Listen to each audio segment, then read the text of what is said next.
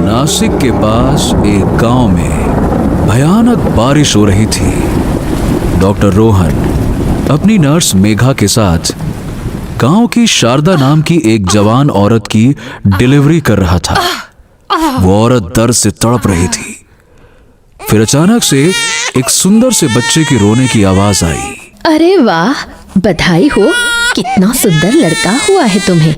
मेघा ने उस बच्चे को उसकी माँ शारदा को दिया। नर्स, आज रात तुम यहीं रुकना फॉर ऑब्जर्वेशन। मैं कल सुबह आऊंगा। ओके? Okay sir.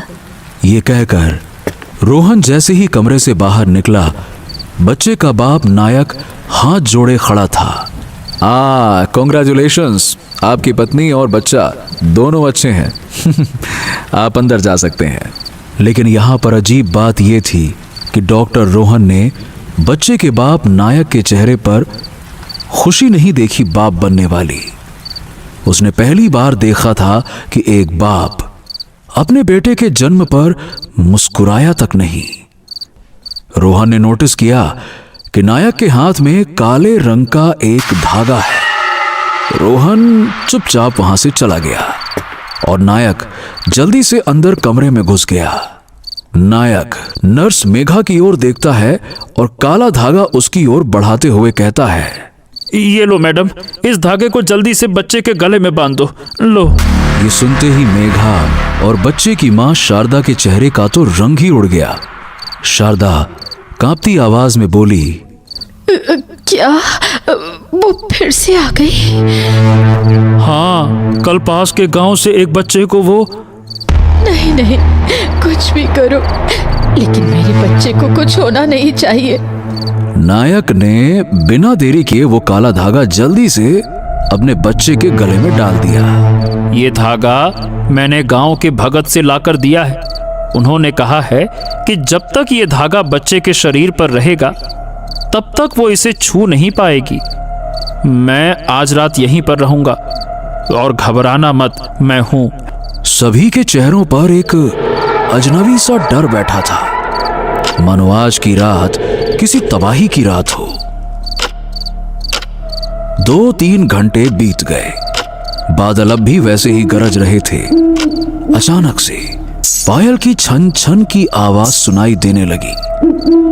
हॉस्पिटल से कुछ कदम की दूरी पर एक रहस्यमयी औरत की परछाई हॉस्पिटल के कमरे की ओर बढ़ रही थी। कमरे में मेघा, नायक, बच्चा और शारदा सबके सब सो रहे थे।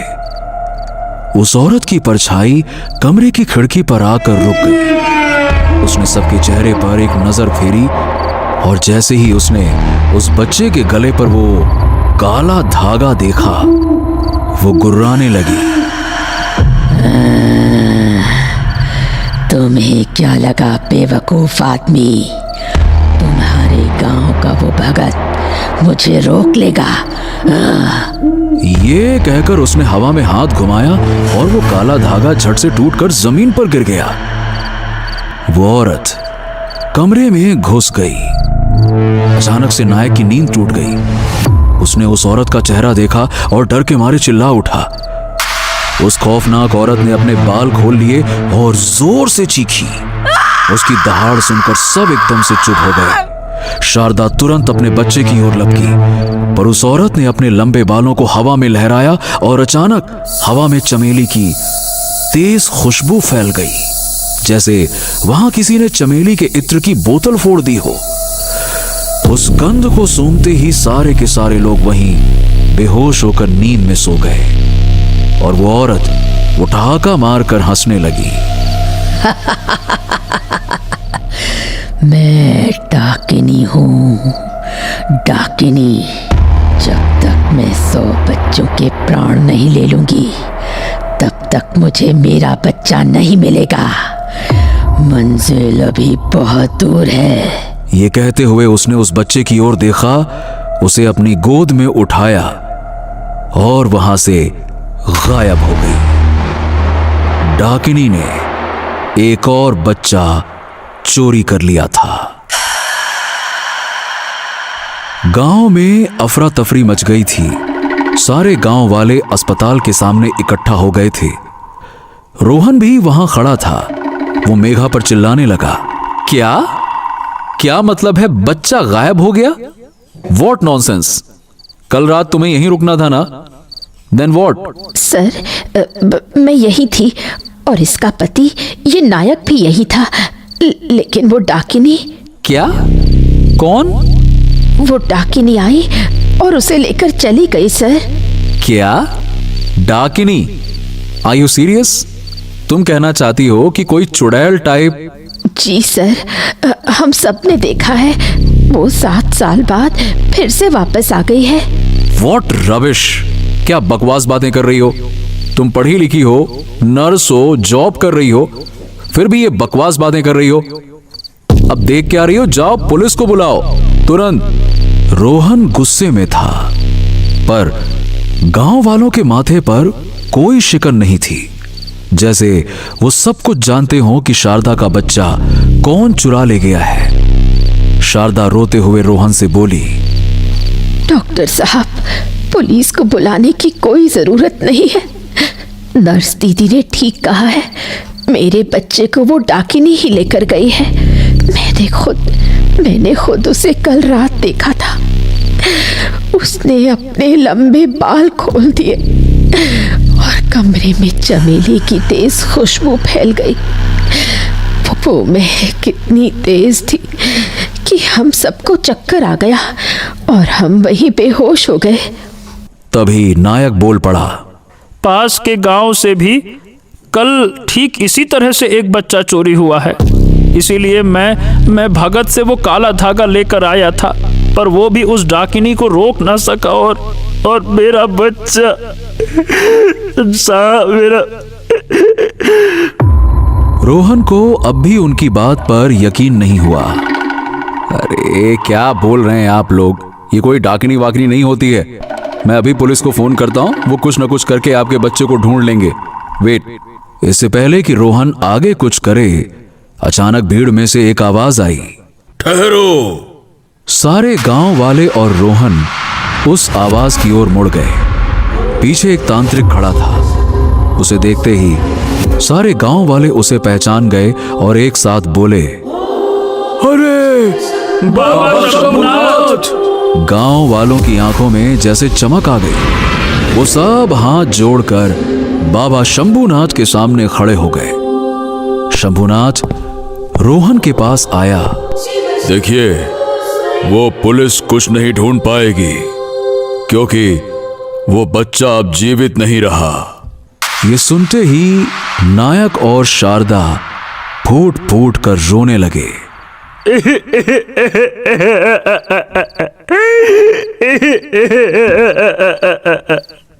शांत शांत हो जाओ, शांत हो जाओ। तुम्हें अगले साल फिर से संतान होगी और वो जीवित रहेगी, ऐसा हमारा वादा है तुम दोनों से। 7 साल बाद वो फिर से वापस आई है।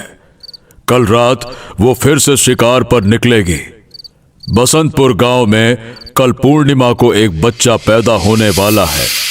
मुझे हर हाल में उसे बचाना होगा। ये सब सुनते ही रोहन ने तुरंत शंभुनाथ से सवाल किया, तो आपके हिसाब से वो औरत मतलब वो डाकिनी 7 साल बाद वापस आई है? क्यों? 7 साल पहले ऐसा क्या हुआ था? और वो नए जन्मे बच्चों को ही क्यों चुरा रही है? एक पल के लिए सन्नाटा छा गया। ये वो कहानी थी जिसे गांव वाले बोलना तो दूर, सुनने से भी कांपते थे। शंभुनाथ ने रोहन की ओर देखा और कहा, मैं जानता हूं कि तुम्हें इन सब बातों पर यकीन नहीं होगा। तुम शहर के पढ़े लिखे डॉक्टर हो, पर कल रात के बाद से तुम्हारे सारे विश्वास हमेशा के लिए बदल जाएंगे। पर उससे पहले मैं तुम्हारे सवाल का जवाब देता हूं। तुम जानना चाहते हो ना कि 7 साल पहले ऐसा क्या हुआ था? तो सुनो। आज से 7 साल पहले ऐसी ही एक रात आई थी। गांव था अम्बेवाड़ी। अपनी शादी के 5 साल बाद इंद्राणी को बच्चा होने वाला था। 5 साल तक उसने न जाने कितने डॉक्टर, अस्पतालों के चक्कर लगाए, जाने कितने मंदिर दरगाहों में मन्नतें मांगी। आखिर में उसे एक तांत्रिक मिला, त्रिकाल भैरव। ये त्रिकाल भैरव आया कहां से था कोई नहीं जानता था, पर वो अंबेवाड़ी के पास वाले जंगल के एक गुफा में रहा करता था। उसने इंद्राणी को मंत्रों से सिद्ध करके कुछ जड़ी बूटी दे दी और उसने खुद श्मशान में साधना भी की और आखिरकार त्रिकाल भैरव की साधना रंग लाई। इंद्राणी गर्भवती हो गई, मगर इंद्राणी का दुर्भाग्य 5 साल बाद भी बदला नहीं। उसे बच्चा तो हुआ मगर मरा हुआ। अगले दिन गांव और परिवार वाले बच्चे का अंतिम संस्कार करने के लिए इकट्ठा हुए, लेकिन इंद्राणी सबके सामने खड़ी हो गई और उसने चिल्लाते हुए कहा, कोई मेरे बच्चे को हाथ नहीं लगाएगा। मेरा बच्चा मरा हुआ नहीं है, मैं इसे मरने दूंगी ही नहीं। मैं इसके प्राण वापस लाके रहूंगी। अब गांव वालों और परिवार वालों को लगा कि इंद्राणी अपने बच्चे की मौत के सदमे की वजह से पागल हो गई थी, पर इंद्राणी वो ये सब इसलिए कर रही थी क्योंकि उसके मन में अब भी आस थी, उम्मीद थी। उसे उसी तांत्रिक त्रिकाल भैरव का ख्याल आ रहा था। इंद्राणी उसके पास गई और अपने बच्चे की लाश को उसके सामने रख दिया। वो त्रिकाल भैरव उसे देखते ही समझ गया कि उसके साथ क्या हुआ है। उसने चिल्लाते हुए कहा, ये सब तेरे पूर्व जन्म के किए गए पाप का परिणाम है, पर मैं चाहूं तो तुझे तेरे पाप से मुक्त कर सकता हूं। तेरे इस मृत बच्चे के प्राण वापस ला सकता हूं। ये सुनते ही इंद्राणी त्रिकाल भैरव के सामने फूट फूट कर रोने लगी। कैसे भी करके, कुछ भी करके मेरा बच्चा मुझे वापस दिला दो बाबा। मैं जन्म भर आपकी गुलामी करूंगी। त्रिकाल भैरव ने गंभीर आवाज में उससे कहा, बिल्ली के 11 बच्चों की बलि लगेगी और तेरे बालों का एक हिस्सा भी। मगर तू ये सब बिना किसी को बताए चुपचाप करना होगा तुझे। ठीक 1 हफ्ते के बाद अमावस्या के दिन इस गुफा में तुझे मेरे साथ साधना भी करना होगा। फिर तेरा बच्चा जी उठेगा। बस याद रखना कि इस बात की खबर किसी को नहीं होनी चाहिए। बच्चे के मोह में इंद्राणी बावली हो गई। उसने चुपके बिना किसी को बताए 3 दिनों में कैसे भी करके बिल्ली के 11 बच्चे पकड़ डाले और ठीक 1 हफ्ते के बाद त्रिकाल भैरव के गुफा में पहुंची।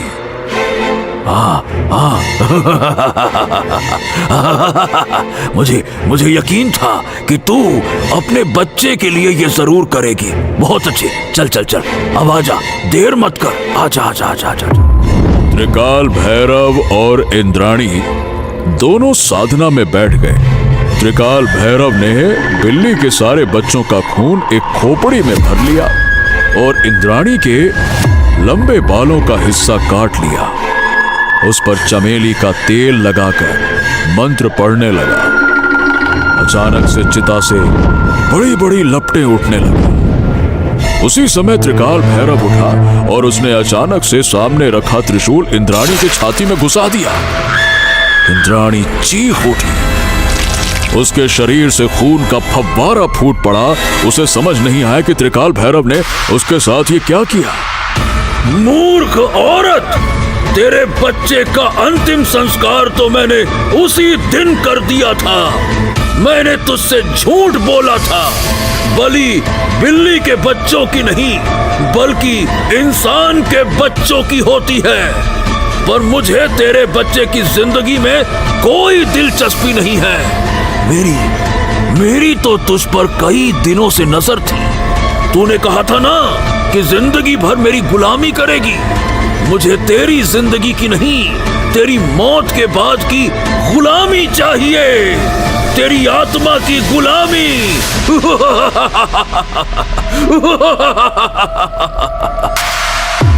अगले ही पल इंद्राणी ने दम तोड़ दिया। उसकी आत्मा अग्निकुंड से उठती लपटों के सामने खड़ी हो गई। मेरी साधना सफल हुई। अब से तू मेरी गुलाम है। बोल, हाँ, मैं आपकी गुलाम हूं, बोल। इंद्राणी की आत्मा ने कोई जवाब नहीं दिया। वो बस त्रिकाल को घूरती रही। उसे जोर का गुस्सा आया। अरे गूंगी है क्या? बोलती क्यों नहीं? त्रिकाल को लग रहा था कि उसकी साधना सफल हो गई थी और इंद्राणी की आत्मा उसके वश में हो चुकी है, पर विधि को कुछ और ही मंजूर था। इंद्राणी की आत्मा जोर जोर से हंसने लगी। वो गुर्राते हुए बोली, ये तूने ठीक नहीं किया त्रिकाल। मैंने तुझ पर विश्वास किया था। तुझे क्या लगा तू मुझे वश में कर लेगा? तू अपने ही जाल में फंस गया है त्रिकाल। अब मैं कोई साधारण आत्मा नहीं रही। मैं डाकिनी हूँ, डाकिनी। अब जो काम तू नहीं कर पाया वो मैं करूँगी। इंसान के बच्चों की बलि चाहिए ना, मैं लूंगी बलि, पर सबसे पहले मुझे तेरी बलि चाहिए। इंद्राणी ने अपने लंबे बाल हवा में लहराए। चारों ओर चमेली की महक फैल गई और अगले ही पल इंद्राणी के बालों ने त्रिकाल भैरव की गर्दन बांध ली और उसे अग्निकुंड में फेंक दिया। त्रिकाल भैरव वहीं जलकर भस्म हो गया। शंभुनाथ की कहानी सुनकर रोहन भौचक्का खड़ा था। शंभुनाथ ने रोहन से कहा, कल रात तुम सब आ जाना उस गांव में, ठीक है? कल रात के बाद उस डाकिनी का कहर खत्म हो जाएगा। ये कहते हुए शंभुनाथ वहां से चला गया।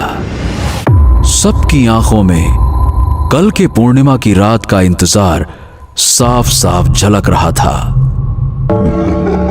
पूर्णिमा की रात आ गई। चांद की रोशनी पूरे गांव पर पड़ रही थी।